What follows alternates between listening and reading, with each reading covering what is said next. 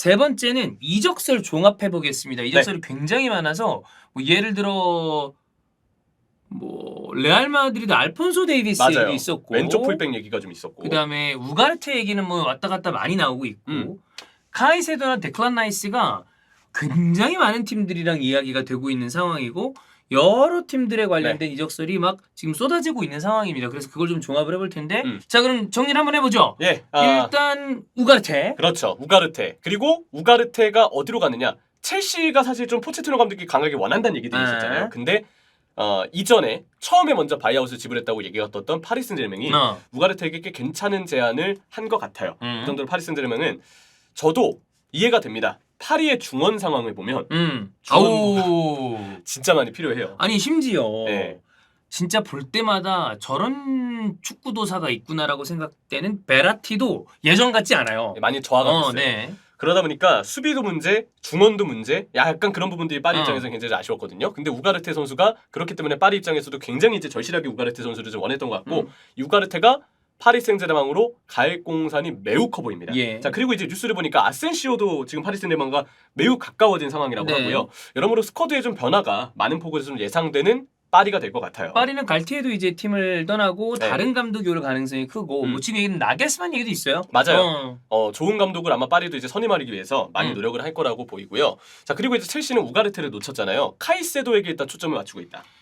첼시 영상을 저희가 조금 전에 이제 찍고 그 다음에 이거 라이브를 하는 건데 중원 보강이 반드시 필요합니다. 엔조를 제외하면 쓸만한 선수가 없다고 해도 과언이 아니거든요. 그렇죠. 카이세도 같은 선수는 좋은데 이 선수가 지금 값이 굉장히 비싸단 말이야. 네.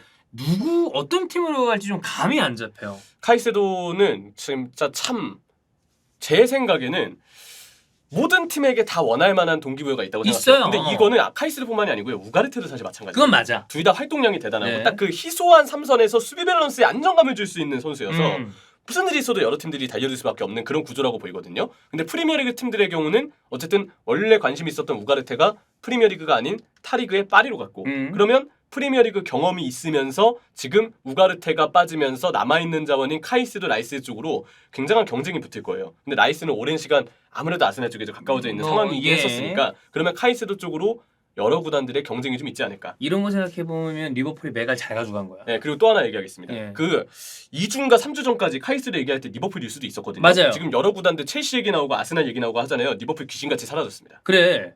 이럴 줄 알았어요. 네, 리버풀은 이적 시장에 가까워지면 슬슬 마스크를 씁니다. 근데 이러고 난 다음에 결과적으로는 하나씩 툭툭 데려오긴 해. 그건 그래요. 맥칼리스터 이번에는 뭐 지금 거피절 상태 아니야? 네, 근데 개인적으로 맥칼리스터는 진짜 잘한 거예요. 이거 좋은 선수야. 그래서 이제 카이세도는 약간 우리가 우스갯소리로 좀 얘기한 예능적으로 얘기한 것도 있지만 맥칼리스터 영입만큼은 진짜 칭찬할 만하다. 그래. 굉장히 일찍 이제 뛰어들었기 때문에 맞아요. 별다른 경쟁이 붙지 않고 확실하게 거피절이 좀 나왔거든요. 그런 부분들은 좀 높게 보고 있습니다. 어쨌든 카이세도는 일단 제가 봤을 때 가장 중요한 부분은 굉장히 좋은 기량과 포텐셜을 가지고 있는 선수인데 굉장한 이 SNS 실력을 가지고 있기 때문에 요 관련돼서 계약 때 너는 인스타 계정 비번 네 말고 우리가 바꿀 거야. 우리가 바꿀 거야. 네, 뭐 이런 느낌이 좀 있을 수 있죠. 그런 거 있잖아요. 아니면 이제 인스타에 글 쓰고 싶은 거 있으면 일단 너가 종이에다 써라. 허락받아. 그거 이제 매니저가 그렇지. 직접 이제 휴대폰으로 대신 써주겠다. 그렇습니다. 약간 그런 느낌. 선소감을 쓰면 어떡해. 이제 카이세도 얘기도 있지만 MZ세도. 별명이 있는 것 같아요. MZ세도라고 채팅창을 통해서 처음 봤습니다. 라비아도 얘기가 있어요. 라비아도 진짜 좋은 선수입니다. 소튼에서 충분히 본인 능력을 좀 보여줬죠. 그래서 이 선수가 맨시티 출신답구나. 물론 맨시티 출신답구나라는 생각이 안 드는 포로 같은 선수도 있긴 한데.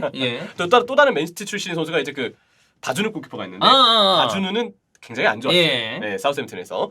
어쨌든 이 라비아 선수도 지금 사우스햄튼 소속으로 이제 첼시에 관심을 갖고 있다고 하고 볼키핑이 되게 좋잖아요. 그리고 이 선수가 되게 당돌해요. 맞아요. 압박 속으로 뛰어들어가도 주저함이 없고 그 볼을 지킬 줄 압니다. 2004년생이거든요. 그런 과감성을 보여주는 부분들이 이제 라비아 선수는 굉장히 좀 인상적인데 에덴 하자르 선수가 또 이런 라비아를 좀 연결짓는데 역할을 해주고 있다. 뭐 이런 보도들도 좀 있기는 합니다 지금. 아자르는 이제 레알 마드리드와 여기 됐죠. 그렇죠. 근데 어쨌든 그렇습니다. 아자르가 여기 뜨는 이유는 라비아도 벨기에 선수니까 좀 뭔가 그런 인연이 있다. 아마 얘기를 좀 한 것 같아요. 자 그리고 균도안 거치도 이번 이적 시장에 큰 화두에 오르거든요. 개인적으로 저는 이제 균도안 아스날에 왔으면 좋겠다라는 생각을 좀 하는데 너무 좋죠. 아스날 입장에서 봤을 때는. 나는 균도안을 옛날부터 되게 좋아하는 선수였어요. 근데 제 개인적인 생각은 이제 뭐 균도안의 어떤 가족이나 측근이 어. 바르셀로나 쪽에서의 어떤 생활을 원한다 예. 라고 할 수는 있어요. 어허. 뭐 그러면 이제 선수는 사실 어느 상황을 떠나서 가족이 원하는 쪽으로 선택지를 가지고 갈 수도 있으니까. 근데 그마저도 바르셀로나가 재정적인 위기가 있어서 어려워요. 변수가 좀 있는 상황이고요. 지금 바르셀로나는 메시 복귀시키기 위해서 많은 것들을 좀 네. 맞춰야 되는 상황이기 때문에 변수가 너무 많아요. 네. 그래서 바르셀로나도 조금 가능성이 애매하고 아스날, 맨시티 등이 있는데 아직 맨시티 시즌이 끝나지 않았습니다. 네. 저는 챔스가 남았죠. 예, 개인적으로 시즌이 끝나고 지금 느낌은 재계약 각이에요. 저도 그럴 것 같아요. 왜냐하면 예, 균도안도 맨시티 그게 재계약이야. 괜찮거든. 그리고 이 정도의 13초 골 같은 임팩트를 그래. 남기는데 아니 박찬호가 네. 막판에 오면 마지막에 클러치 존나 때려. 진짜 대단해요. 네. 균도안이 근데 되게 기술적인 선수입니다. 이 네. 선수가 이제 막 그 욕먹는 타이밍도 있었잖아. 근데 저는 그 도르트문트 때 그 모습을 잊지도 못하고 그리고 굉장히 좀 영리하게 움직이는 선수이기 때문에 네. 괜히 나는 패비 쓰는 게 아니라고 생각해요. 저는 그래서 균도안이 중원 3명을 쓰는 전술에서는 3명이니까 인원이 4명보다는 적잖아요. 한 명 한 명이 많이 뛰어야 돼요. 그럼. 근데 데브라이너 많이 뛰고 로드리 많이 뛰는데 균도안은 많이 못 뛰니까 여기서 스위칭도 안 돼. 네. 여기서 수비 가담도 안 돼. 아쉬웠거든요. 근데 4명이 되면 얘기가 달라집니다. 4명이 되면 균도안이 조금 덜 뛰어도 나머지 자원들이 그거 다 채워주니까 균도안 입장에서도 부담을 더 덜 수 있는 거죠. 그래서 맨시티의 재계약이 제가 볼 때 높긴 한데 지금 뭐 루머에서는 바르셀로나가 임금을 지불할 여유가 없기 때문에 도르트문트 복귀설도 막 뜨고 여러 가지 얘기들이 있습니다. 그래서 바르셀로나는 균도안에게 3년 계약의 임금 삭감을 설득 중이고 아스날은 2년 계약, 사우디에선 돈이 보장된 제한이 예상된다. 근데 관건은 맨시티가 여기 지금 맨시티 얘기는 없잖아요. 맨시티는 계약 기간이 결국은 변수입니다. 그렇겠죠. 계약 기간을 균도안에 원하는 만큼 맞춰줄 것이냐. 근데 개인적인 생각은 웬만하면 맞춰줄 것 같아요. 저는 재계약에 좀 가깝지 않나 네. 라는 생각입니다. 그렇죠. 그리고 또 하나 역시 이번 이적 시장의 또 다른 화두에 오를 선수 해리 케인입니다. 레알 마드리드가 관심이 계속 있는 것 같아요. 왜냐면 네. 벤제마 대체자로 이런 선수는 없으니까 근데 이제 벨링엄과 케인을 합쳐서 더 많은 거액을 쓰진 않겠다. 뭐 어느 정도 상한선을 맞춰놓은 것 같아요. 맞아요. 상한선이 거기까지야. 있죠. 그래서 지금 첫 제안을 8천만 파운드로 제안을 했다고 하는데 아까 그 이전 영상 우리가 다른 영상에서도 레비 회장을 좀 강경할 것이다라고 예. 여러 차례 얘기를 했거든요. 아마 이 얘기가 맞는 것 같아요. 토트넘은 케인에 대한 가치를 1억 3천만 파운드로 평가했다. 네, 물론 이제 케인의 이적을 바라시는 분들은 너무한 금액 아니에요라고 생각하실 수 있는데 레비랑 토트넘 입장에서는 할 만큼의 제안이라고 봅니다. 근데 이제 여기서 문제는 레비는 만약에 케인을 내보낸다면 그러니까 나퍼세일일 거예요. 아유 그럼요. 내보낸다면 맨유로 보내고 싶지는 않은 거야. 해외로 보내고 싶은 거야 잉글랜드 기준으로. 근데 케인은 그럴 생각이 없다잖아. 맞아요. 난 잉글랜드 왜냐면 한 두어 시즌이면 앨런 시어러 기록을 깰 수 있으니까. 이게 서로 상충되기 때문에 결과적으로 이 아씨가 케인이 움직이려면 정말 그런 일이 벌어질지 안 벌어질지 아까도 얘기를 했지만 FA로 나가서 움직이는 거 말고는 지금은 상상이 안 간다. 근데 그건 있어요. 현지 팬들의 어떤 트위터상의 여론이 2년 전에 저랑 이제 종민이 형 특히 영상 많이 찍을 때 맨시티 있었어요. 네네네. 그때는 역시 극구 반대들이 많았거든요. 근데 지금은 이제 계약 기간도 그때랑은 좀 다른 상황이고 뭐 여러 가지 이유들이 있어서인지는 모르겠지만 케인 정도면 그래도 이제 만약에 본인이 원한다면 보내줘야 한다. 특히 레알이라면 그런 어떤 해외 팬들의 멘션을 좀 봤어요. 맨유라면? 그건 조금 얘기. 그래. 그러니까 이게 팀 아무리 팬이라고 하더라도 국내 이적 그때 티에리 앙리에 대해서 바르셀로나로 이적할 때 결국엔 챔스 우승 타이틀을 위해서 간 거거든요. 네. 사람들 다 박수 줬어요. 근데 앙리가 예를 들어 우승을 하겠다고 잉글랜드 프리미어십 안에 팀에 갔다? 좋은 소리 안 합니다. 아무래도. 네, 그렇기 맞아요. 때문에 이거는 근데 이제 케인의 마음은 어쨌든 본인 기록도 중요하고 비전이 있고 우승을 할 수 있을 만한 잉글랜드 클럽으로 가는 게 좋다라고 생각을 하는 거지. 그렇죠. 네. 뭐 그러다 보니까 케인과 관련된 이런 뉴스들이 역시 언급이 좀 되고 있는 상황이다. 토트넘이 어쨌든 케인에 대한 가치를 평가했고 현지 팬들은 생각보다 2년 전보다는 그래도 케인 좀 뭔가 그래도 본인이 원한다면 보내줄 수도 있지 않겠냐. 레알이라면 그런 어떤 얘기들까지 나온다. 현지 분위기까지는 이렇게 종합을 해서 좀 다뤄드리고요. 레알이 알폰소 데이비스 영입 가능성에 대해서 문의했다고 하는데 풀백이 급해요. 예. 이쪽은 왼쪽 오른쪽 다 필요해요. 오른쪽도 카르바알 선수가 카르비가 이제는 예전 같지 않아요. 정말 원래도 사실 카르바알이 잔부상이 많아서 그렇지. 힘들지 않겠냐 했는데 예. 그래도 중요 경기마다 살아났거든요. 근데 올 시즌은 그 살아나는 빈도도 많이 줄어들지 않았나 라고 좀 보고 있습니다. 근데 뭐 요 보니까 바이어는 뭔 개소리야? 당연히 안 된다. 네. 당연히 이거. 네. 아들아 나 너 다른 팀 가라 한 적 없다. 비주얼 본지. 예. 라고 얘기하시면 하다고 그렇습니다. 봅니다. 자 그리고 이제 토트넘 관련된 또 얘기인데 레스터의 제임스 메디슨, 브랜트포드의 다비드 라야, 울버햄튼의 막시밀리안 킬먼을 영입하기 위해 자금을 지원할 것이다. 근데 솔직히 지금 링크나는 저 세 선수 네. 다 괜찮은 선수들입니다. 괜찮죠. 예. 킬먼은 왼발 센터백이고요. 괜찮아요. 발밑 기술이 좋고 어. 중간중간에 사실 수비 위치 선정이 약간 애매할 때가 있기는 한데 네. 그래도 신체 조건을 봤을 때 큰 키에 꽤 괜찮은 속도를 지녔고 어. 그리고 태클 능력도 괜찮아요. 그래서 킬먼도 왼발 센터백을 수요할 때는 괜찮다. 그리고 라야 발밑 좋은 골키퍼. 선방 수비 범위 굉장히 넓고 이전에 브랜드포드가 챔피언십에 있을 때부터 라야는 프리미어리그 팀들이랑 링크 많이 났던 선수고 메디슨 저는 잘 쓰면 장점 있는 선수라고 생각합니다. 박스 타격은 확실한 선수예요. 그럼요. 패스의 어떤 작업이나 연계는 약간 애매할 수 있지만 네. 약간 실수가 있으니까. 근데 그마저도 못하는 선수는 아니기 때문에 메디슨까지 뭐 링크가 있다고는 하고요.